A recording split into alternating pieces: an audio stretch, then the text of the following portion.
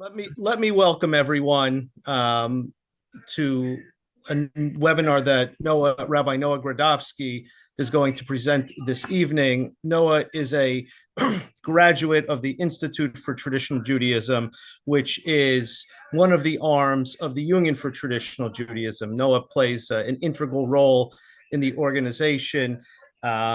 We are an active organization. Over the last few years, we have transitioned a lot of our programming as webbound through Zoom and other mediums, and for the real purpose of being able to disseminate our unique brand of Torah knowledge and teaching Torah to a broader audience. So, we're grateful that Noah is among many of the Rabbanim of our organization, one of the many scholars of our organization. Noah also serves on really the crown jewel of the UTJ on the panel of Halakhic Inquiry, which has continued and continues to investigate and research many contemporary she'elot, religious questions, and produce some incredible responsa in that regard.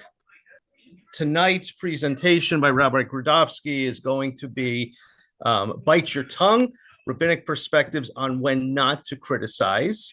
The program, as we mentioned, is being recorded.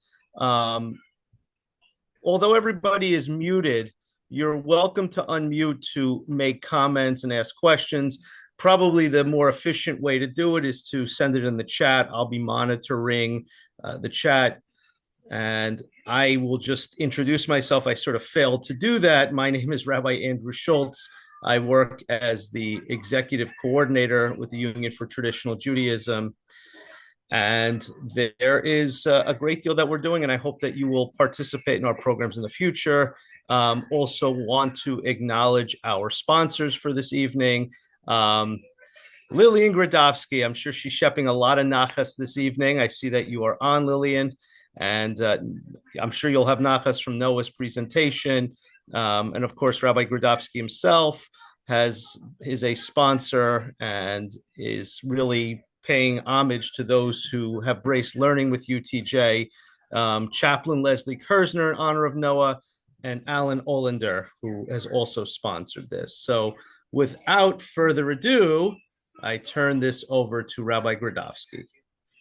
Welcome, everyone. Thanks so much for joining. It's really heartening to see a really good attendance for a program that we really only announced about a week or so ago. That is not so much for lack of planning, but because this wasn't planned at all. It happens to be that I'll be giving a drasha, a sermon this Shabbat, and as I was preparing the drasha, I just noticed some things in the text that I thought was worthy of more in-depth review than one can do in the average Dvar Torah without someone starting to throw tomatoes or something like that.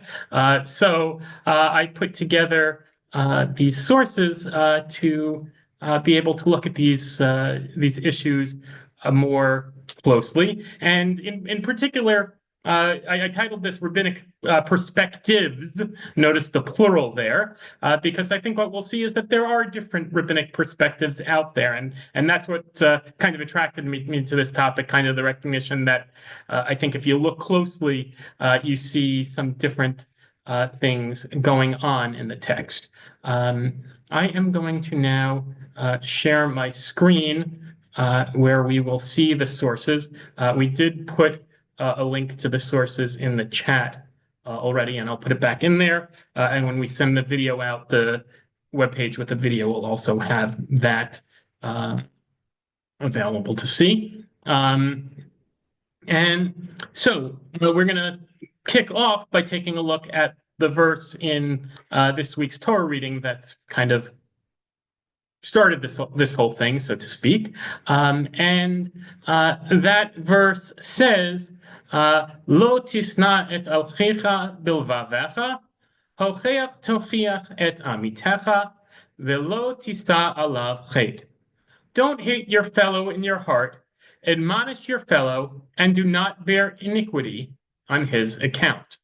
This is a call to people to give criticism of others when they see something is being done wrong. And I want to pause and welcome if anyone wants to unmute just to give some reactions to this verse.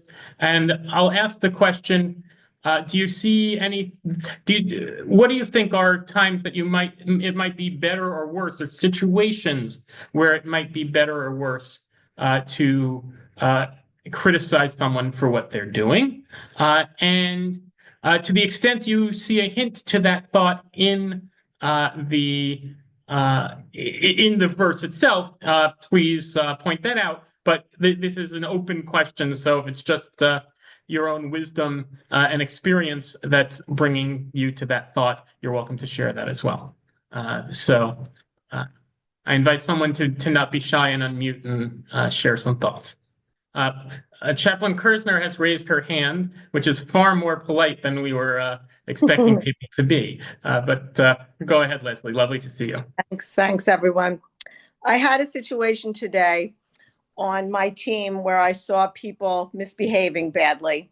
I work with Tikva by Keep Olim, and we are running a mental health helpline for Israelis. And I was dismayed to see 3 of my very well-heeled colleagues saying very bad things about the callers, diminishing things. And I knew that I had to say something, not just because how it affected me, but it is going to affect our whole team, what they're hearing. And in another way, it's going to affect our callers, whether they're not going to be aware of it, but that's the case where you have to criticize. You have to tell them this language is impure. You can't talk like that. Yeah. So thank you for sharing that, and Leslie, thanks for all your wonderful work. And you've been a mentor to me for years, and maybe a little bit vice versa in different ways. So I appreciate your insights. Anyone else care to share? All right. So I want to point out a couple of things that I see in the verse that maybe will get reflected in the future. Very interestingly, the verse starts off by saying, "Don't hate your brother in your heart." In other words, don't just internalize something that's troubling you. It expresses an importance of speaking things out. And there's a number of pieces of wisdom to that, one of which is if you don't say anything and you don't allow the situation to improve, then you might go ahead and resent the person more in the future if the behavior continues. And for all you know, had you said something, maybe the situation would have improved. And maybe, sometimes you learn that you're misunderstanding the situation, that there's some factor that you didn't understand or didn't detect, or the other person is operating from a misunderstanding. So it's by speaking out that hopefully we rectify these things. And so I think the Torah here is emphasizing that criticizing someone is an act of love, and it's an act of respect. And it's an act of saying, this relationship is important to me. I don't want to let it devolve without speaking up and without giving an opportunity for something better to do. So that's something that strikes me in this verse, but particularly the idea of achicha, your brother, and we'll see a little bit more of that. We move on to Mishlei, Proverbs, 2 verses that I find very powerful. The verses say, Yasor leitz locates kalon, umochiach lerasha mumo. Difficult verse to translate. I've chosen to translate it, one who chastises a scoffer gets abuse, and one who admonishes an evildoer, as does one who admonishes an evildoer for his blemishes. And it goes on, Al tochach leitz, pen yisna'echa, Hochach lechacham v'ye'evcha. Do not admonish the scoffer, lest he hate you. Admonish a wise person, and he will love you. And again, you're welcome to unmute if you have reflections on this verse. Particularly verse 8 has been to me a powerful verse when dealing with people who maybe don't want to listen to reason. And one thing kind of my philosophy is I find that you don't really know the quality of a person until you're in conflict with that person. It's very easy to get along well with people when there's nothing much going on and you're, hey, hi, friendly, how are you? I think you learn a lot more about a person when you disagree. How does the person respond to that disagreement? If it's a matter of, should we do X or should we do Y, what does that person do in order to get their way or not do? And in accepting that maybe they won't get their way. Of course, these are questions we have to ask ourselves as well. And so I think what Mishlei is sensitive to is that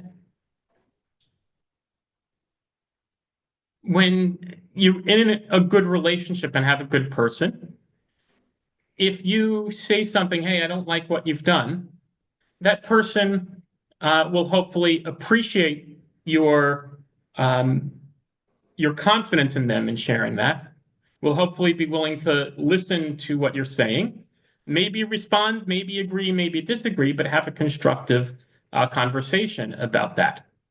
But if you're dealing with someone who we'll say, less than pure intentions, then I think there's a good chance of that interaction going very negatively. And that's, I think, something that the verse in Proverbs is warning against and suggesting that there are some times that taking on an argument just isn't worth it. I welcome, again, if you want to unmute and comment, great. If not, I'm going to move to the next piece. And now we're going to be looking at pieces. Yes, Dan. Yeah, I just want to say that the scoffer is he's presumably someone who doesn't accept the premise of the mitzvot. So, if you tell him, oh, you mixed meat and milk, well, he doesn't care about doing that, and bringing it to its attention isn't going to correct him. And it's in fact, by pointing it out, you're making it more wrong, perhaps. So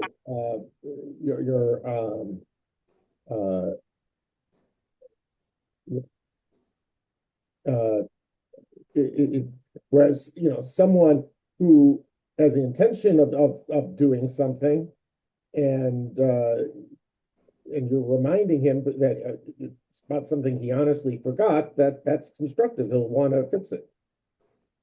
So I think there's a lot of truth to that, and it's an insightful comment. If as Dan was saying that, I was thinking of the several different texts that we're going to be looking at that are going to reflect some of the thoughts that Dan has shared here, and certainly there is a level at which good intentions are key to this situation, and if a person has good intentions, then we may have an effect, and if the person doesn't, that might not be so helpful. So I appreciate that.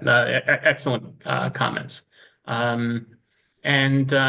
So now looking at a piece from Eliyahu Rabbah in the Ish Shalom edition. It so happens some of the most beautiful texts I came across appear in some versions of the text and not in other printings. So I even have a footnote mentioning that down here. But still, so this teaching says, Hocheach tochiach at amitecha. That's from our verse up here from Leviticus. That notice the double language. Rebuke you shall rebuke, or admonish you shall admonish, or something along those lines. Et amitecha, your fellow. Yachol im yodea ata she'ein sona'acha hochicheu.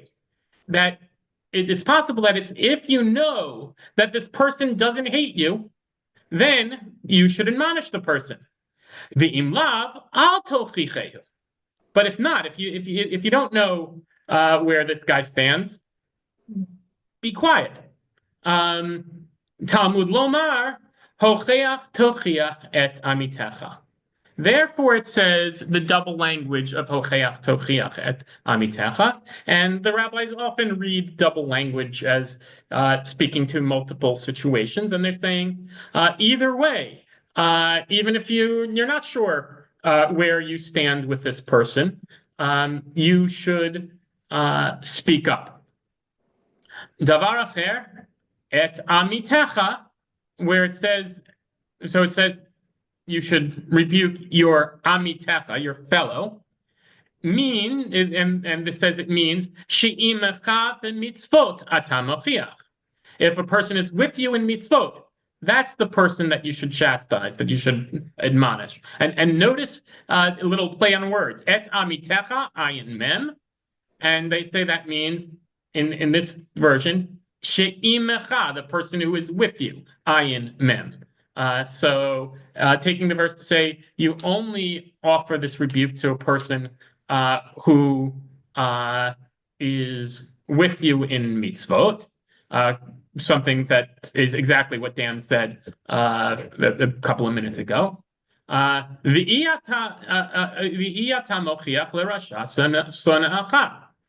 you don't rebuke an evildoer who hates you. Shene'emar, as it says, and now it's referring up to this verse we read in Mishlei, one who chastises a scoffer gets abuse, as does one who admonishes an evildoer for his blemishes. So here we see two very different opinions. One that says kind of this, you speak up almost no matter what, or perhaps at least if you don't know the person is against you.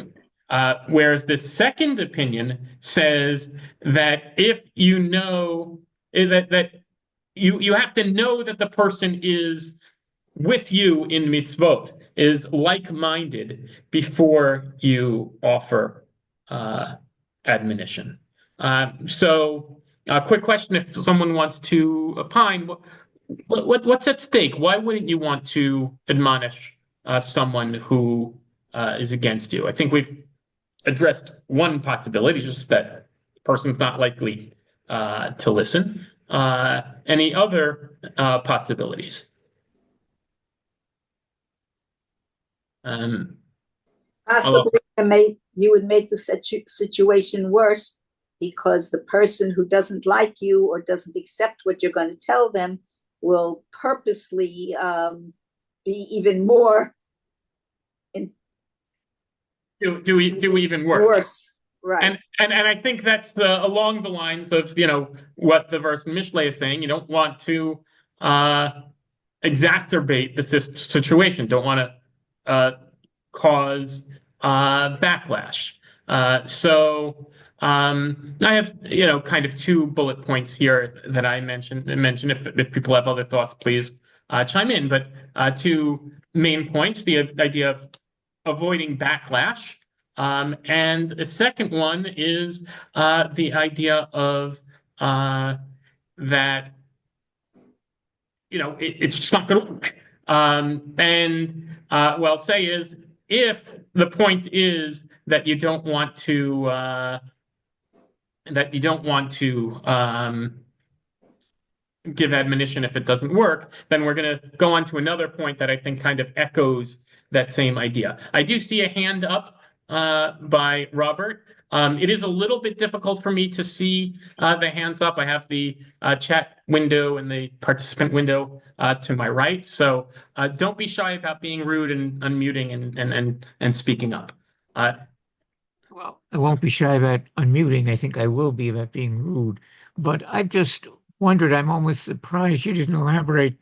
Scoffer is not a word we really very commonly encounter in idiomatic English, and obviously that's an English rendition or translation.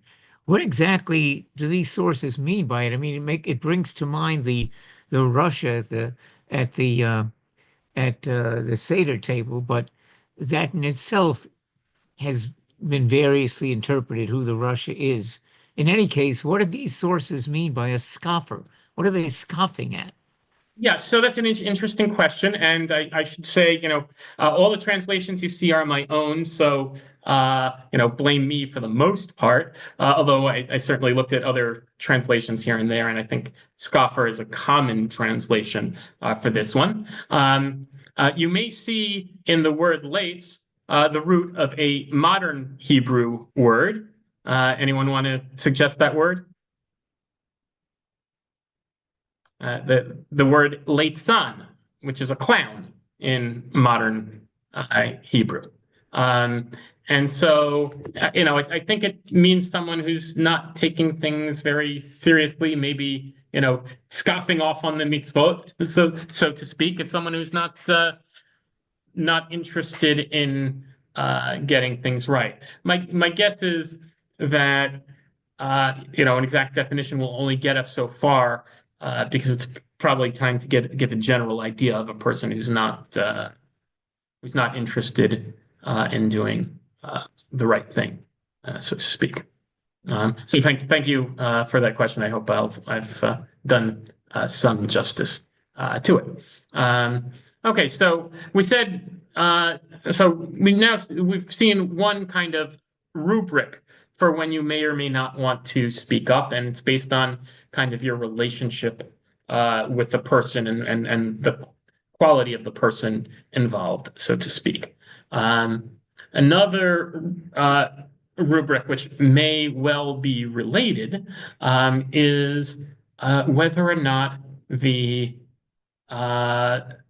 what you say is likely to be listened to.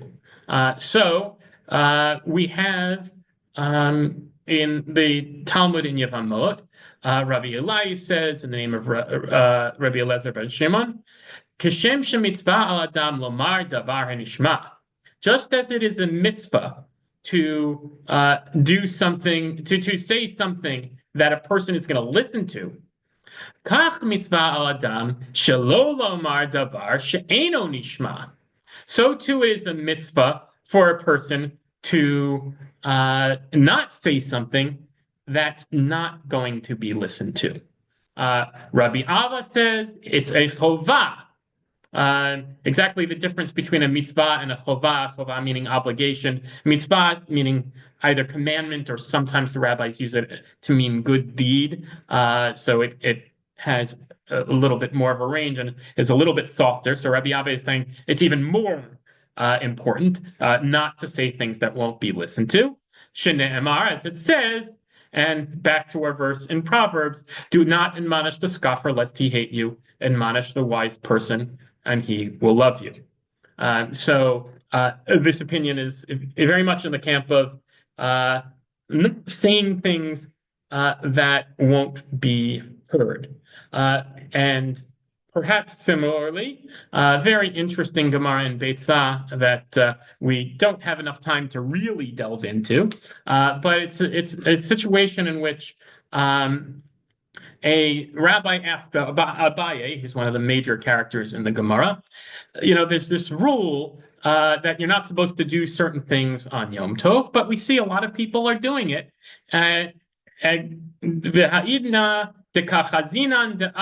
We see people doing this stuff. And no one says anything. The rabbis don't say, hey, you're not supposed to do that. And it seems to be that what he's implying is that maybe the rule isn't what I think it is, or what we think it is. Maybe it's okay. Amarle, Abaye says to him, no. The rule is the rule. But why don't the rabbis talk to people about it and say, don't do that? Hanach lehem li Yisrael, mutav shihiyu shogigin ve'al yehiyu mizidin. Leave Israel alone. Better they should be shogeg, which means accidental or unintentionally doing something wrong, ve'al yehiyu mizidin, and not be doing it on purpose. So this is something I think Dan hinted towards earlier. I think there's a couple of different ways to explain this, and I'll welcome people if they want to offer ways to explain it. I always took this to mean that you don't want people to be more guilty, and I think there's a level on which it operates that way. But I think they're also talking about the rabbinic voice. As rabbis, as people who hopefully act as mentors to others and try to guide other people, we're not always going to be listened to. And the more we say things that aren't listened to, the more we habituate people to not listen to us. So I think beyond the idea of like not wanting a person to be more guilty, I think this operates on a level of we don't want to habituate people to not listening. And if there's a rule that they're violating, that we could point out and they might not listen, why don't we wait for times that we can say something where they are more likely to listen.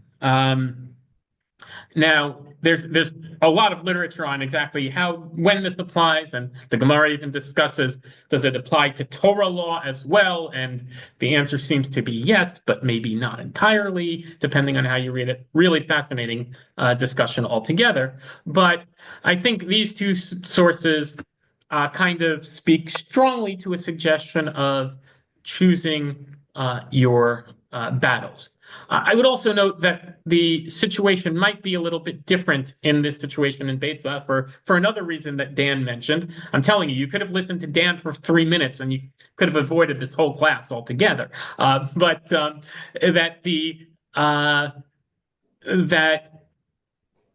I just lost my train of thought, which is not helpful. Which is that this situation in Beitzah seems to be a little bit different because the people don't know that they're doing something wrong.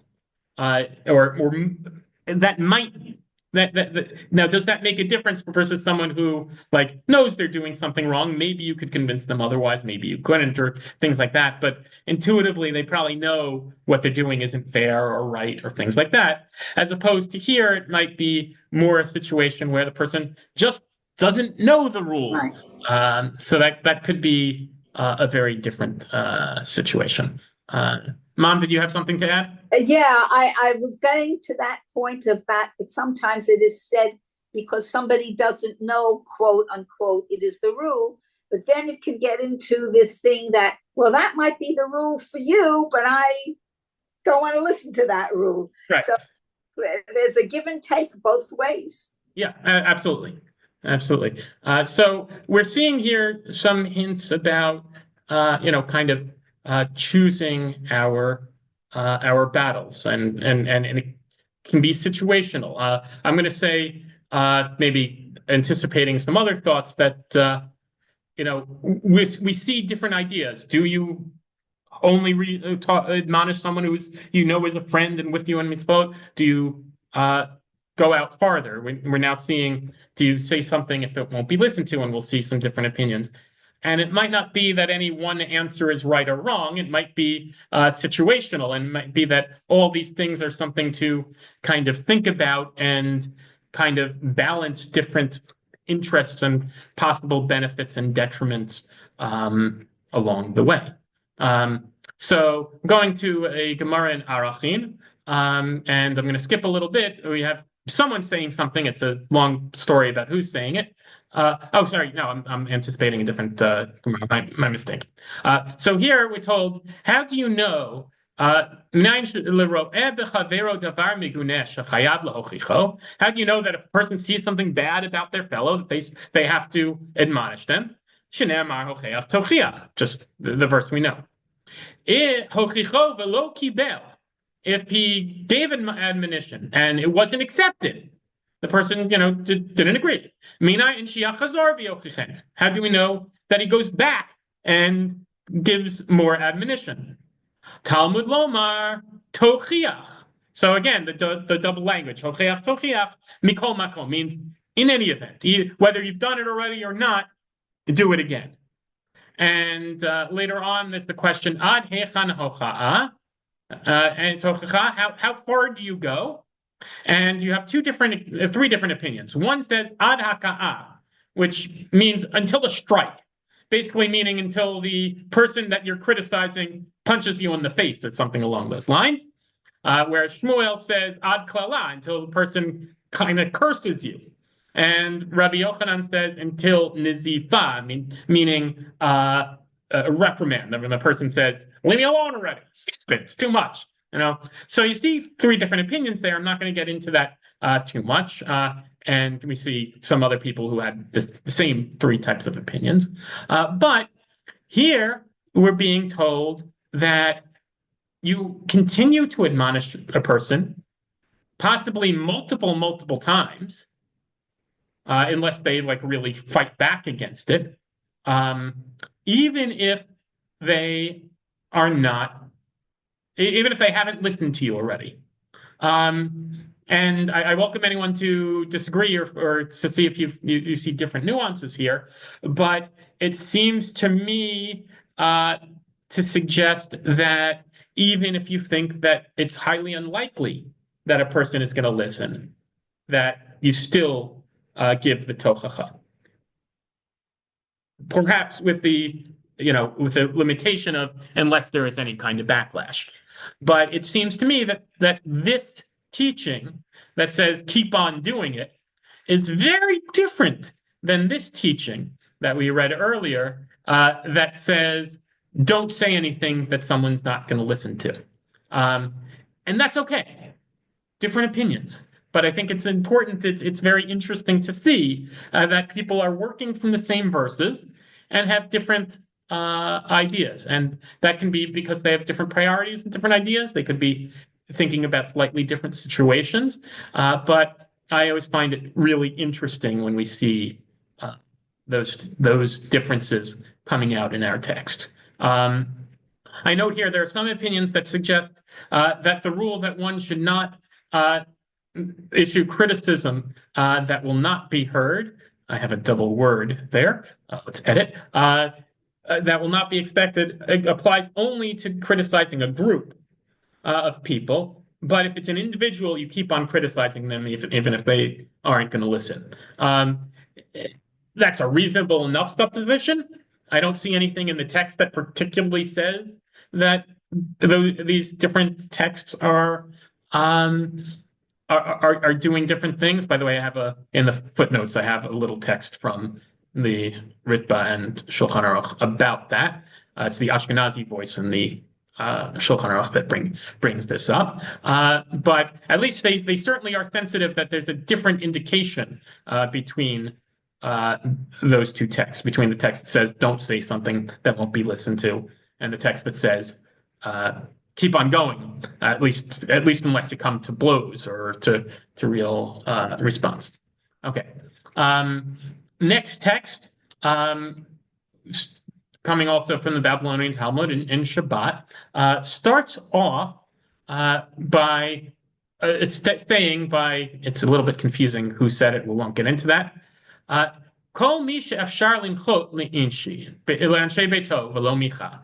Anyone who could push back, who could stop or protest the people in their house.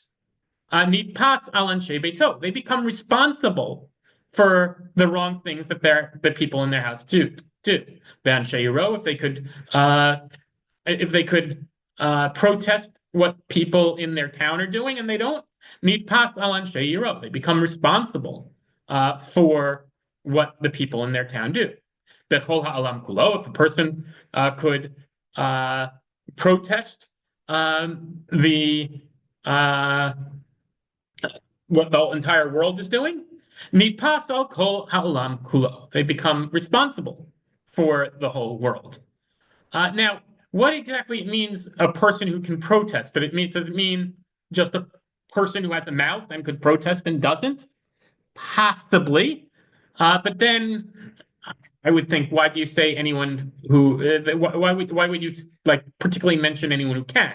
Or just say anyone who doesn't protest is responsible. So I think that probably this teaching is saying you're only really responsible if your protests would be effective. I'm not 100% wed to that interpretation, but I think that's the right way to do that. If anyone wants to react to that or read this differently, I welcome that. Yeah, so again, it seems to me they're saying you're responsible if you could have protested and you didn't. And does it mean just that you could have opened your mouth? In which case, like, who can't open their mouth? I think it means anyone who can't open their mouth effectively. We're scrolling down farther on this page than we would have to go in the Gemara. It goes down a couple of more lines, and we have the following story. Rabbi Zeir said to Rabbi Simon, "Lochichinu mar lehani debei reish galuta." Let master admonish the people of the exilarch's house. Doesn't tell us what the exilarch's house is doing wrong, but he says, you should talk to them about what they're doing wrong. Amarle lo mikabli minai. They won't accept it from me. They won't listen. They won't listen to me. So obviously, Rabbi Simon is of the camp that you don't say something if it's not going to work, as we've seen some opinions before. Amarle, afal gav de lo mikabele lo chichinu mar. Even if it's not going to be accepted, you should still issue the admonishment. Okay, so we see here there's an actual, I don't have to tell you there's a disagreement. It's right there on the page. But very interesting how it goes from there. He says, because we have the following teaching, that me'olam lo yatzta midat tova mipi hakadosh baruch hu v'chazar ba l'ra'ah chutz midvar davar zeh. That never did God decide something positively for someone and retract that decision, except in the following situation. And this ellipsis bears out a situation where basically God says that certain people in Jerusalem are going to get punished, and certain others are going to be protected from what's going on. Okay? Amra midat hadin lifnei hakadosh baruch hu. The attribute of justice said before the holy blessed one, Ribono shel olam, master of the world universe, ma nishtanu elu me'elu. What's the difference between these people and those people? Amar la, God said to her, the attribute of justice, the word attribute is a feminine word, so it's Amar la, says to her, halalu tzadikim gemurim v'halalu resheim gemurim. These people are entirely righteous. These people are entirely evil. That's what the difference is between them. Amra lefanav, the attribute of justice responds to him, master of the universe. Hayabi adam limchot velo mechu. But they could have protested and they didn't. Amar le, God says to him, galui v'yadua lefanai, shi'im michu bahem, lo yikabelu mehem.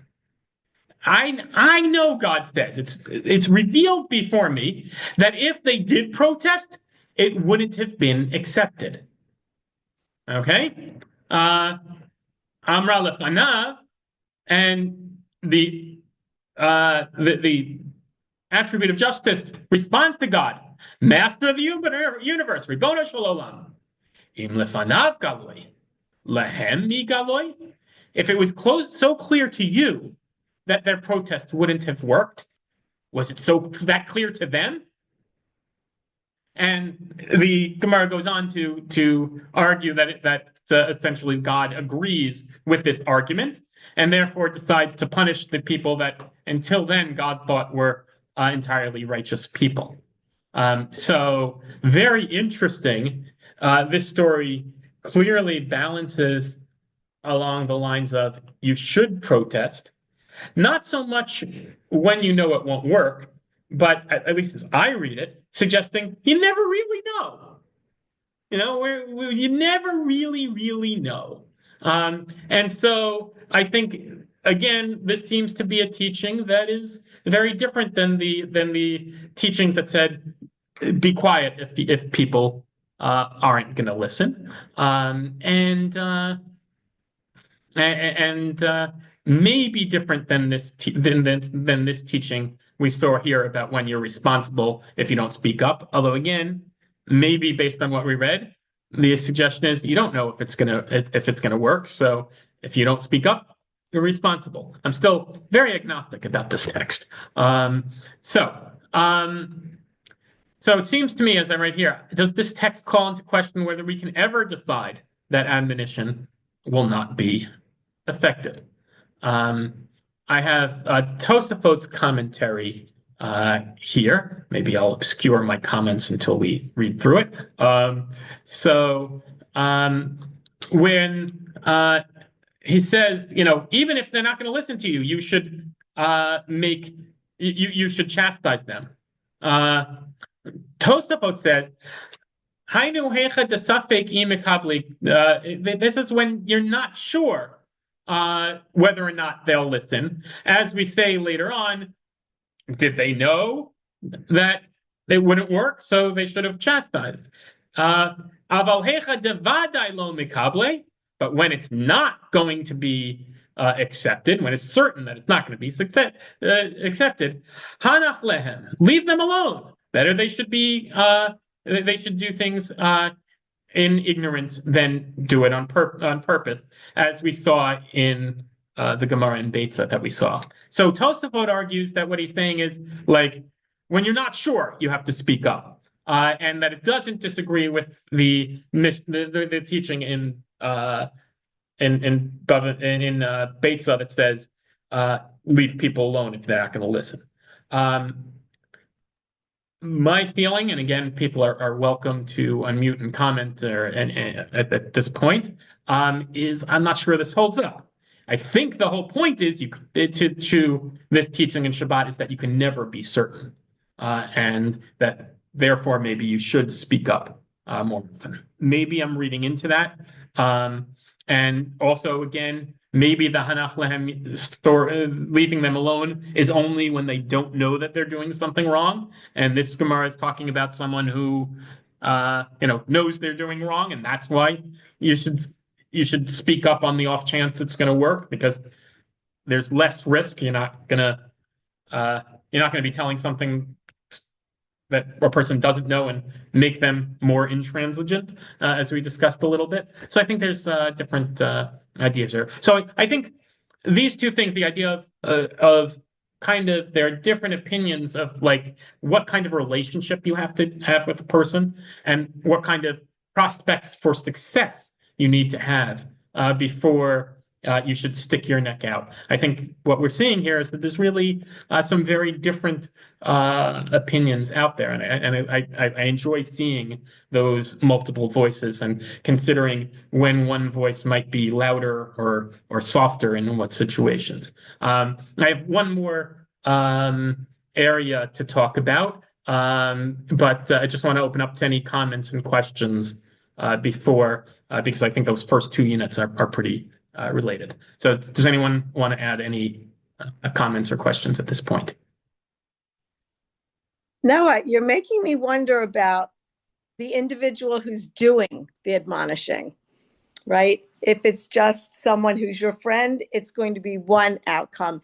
If it's your boss who has to admonish you, right? It's like it colors this all differently. Yeah, I think that's right. I think, like I said, things are extremely situational. What people's responsibilities are, what the likely effect is. I think those are all very important. And I've been concentrating on in this study about a lot of things about the person you're talking to. But you're 100% right. There's a lot to talk about the wisdom of the admonisher. And how they choose to do it. And we'll see a little bit of that, I think, in the next little unit. But there's lots of things to discuss about, like you want to present your comments in a way of love and caring and respect. Hey, don't do that. That's horrible, is a lot less effective than, I'm sure that you want to do things better. I'm concerned that maybe this was a problem or that was a problem. So these are all as we'll see a little bit further later. Admonition is a two-way street. Any other comments? Am I on? You are, yes. Welcome, Rabbi Noah. Just first of all, a shout out to Liam, who's listening all the way from Japan. Yes, we miss you. Yeah. Anyway, I think in not so much to the text, but in the general issue of admonition, one doesn't know the effect, because sometimes one's admonitions can be rejected. And then after a period of time, sometimes a very long period of time, the person who was admonished might come out, change their opinion to the way he's been admonished. And if the admonishment never took place, that you're cutting off all the chance of that as well. Absolutely. I think there's a lot to be said for, I think we often don't realize the impact that we have both immediately and later on. And once in a while you have a situation where someone tells you, you remember 5 years ago you did something that you could never remember how much that impacted us. So I think that's a very important thing. And I think that also goes into that statement, very powerful statement. Did they really know it wouldn't work? That we often don't know how strong our voice is. So I want to go on to another unit, which I'm going to go through kind of quickly, but in part because it's something that's a little bit more of my synthesis than a direct conflict between opinions, and in part because I really just wanted to work in one fun point about this. So the Talmud, same Talmud in Arachim that we've seen some pieces for, says, Yachol, it's possible that you should do admonition. Afilu mishtanim panav, even if his face changes color, meaning he gets embarrassed. Talmud lomar lo tista alav chet. Therefore, the text says, after it says, you should admonish, it says, and don't bear iniquity for him. And that's obviously meaning the admonisher shouldn't do something wrong. And there's lots of different interpretations of what the something wrong could be. But here it's suggesting that the something wrong could be embarrassing the person. And so suggesting that oftentimes you want to do things softly. When possible, you want to do things privately. You want to avoid embarrassment. And very similar piece from Kedoshim, from Sifra. And Rashi explains Lo tisa alav chet in the verse in Leviticus. His explanations, Lo talbin et panav berabim. Don't whiten his face in public. So this is a pretty well-known idea in rabbinic literature that embarrassing someone is a really bad thing. And the most strong statement about that, which also tells us a little bit about the metaphor about not whitening a person's face that Rashi used, literally whitening a person's face, but meaning not embarrassed. Coming from the Gemara in Bava Metzia, a certain Tana, which is to say a person who learned and memorized Mishnayot, repeated the following teaching. Kol hamabim panei chavero barabim, anyone who whitens the face of his fellow in public, ki'ilu shofech damim. It's like he spilled blood. Okay? A fairly strong statement. The Talmud is wont for plenty of hyperbole. This is probably one of those situations, but it tells you how seriously embarrassment is taken.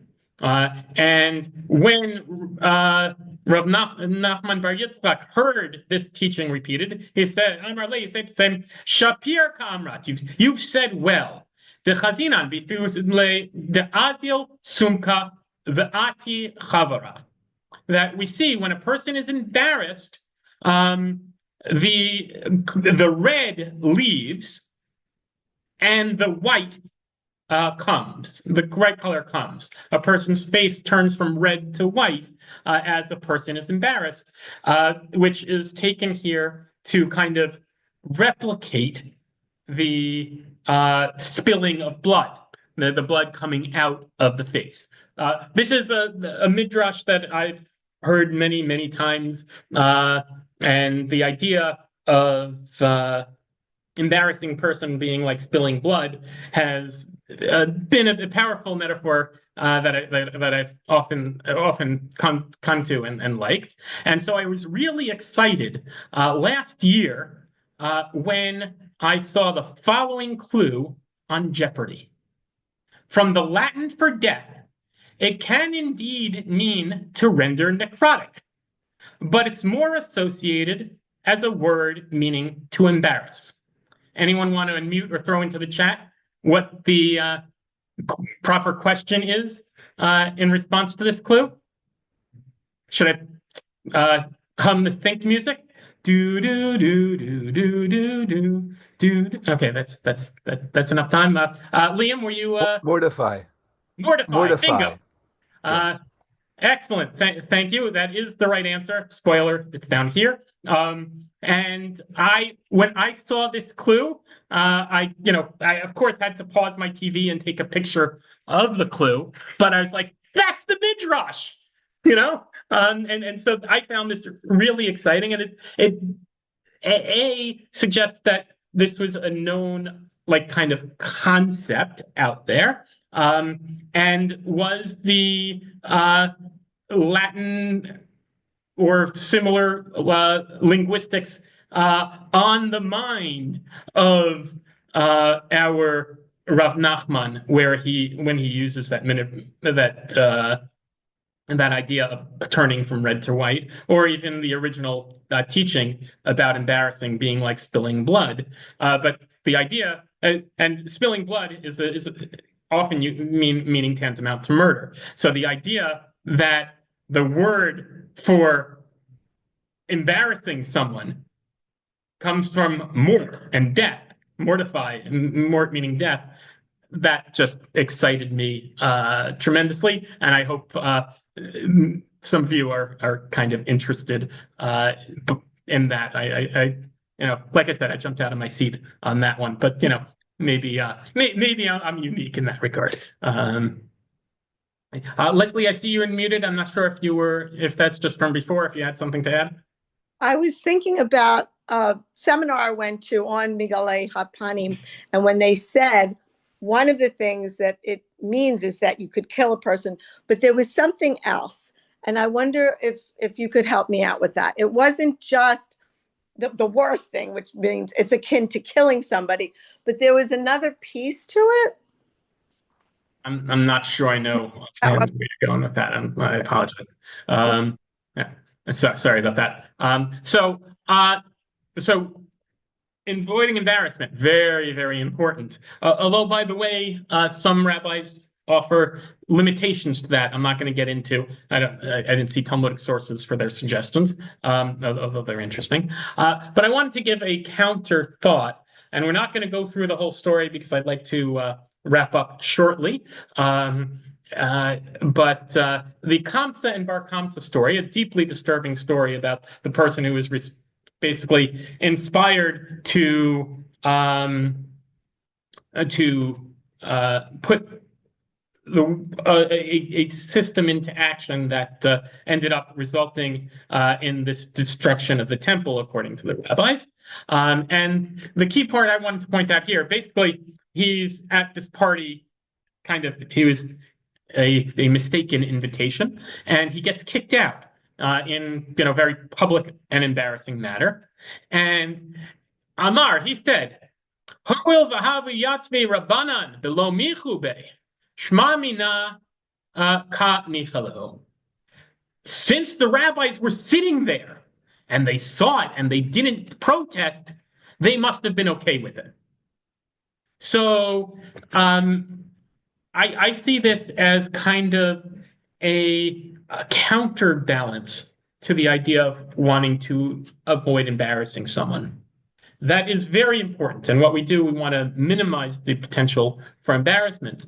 But at the same time, if someone is acting improperly in public and you don't say anything, your silence can be read as acquiescence.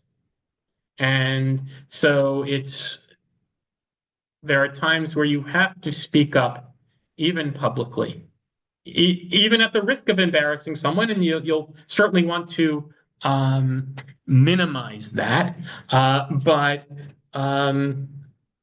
But there is also a situation, a reality that you don't want public misdeeds to go without a response, because that tells that person as well as anyone else who's seeing it that maybe this is okay. And so I think that's important. I have kind of some parting thoughts to share, but would like to open up one last time for comments and questions before I do that. Okay, so with that, let me introduce the teaching that Rabbi Tarfon said, "I would be shocked if in this generation there was a person who received admonition well. For if a person said to him, basically said to someone to reprove them, 'Remove the splinter from between your eyes,' the person would respond, 'Remove the beam from between your eyes.' Meaning, why are you criticizing me? You are even worse." Apparently, whataboutism was not invented in the 21st century.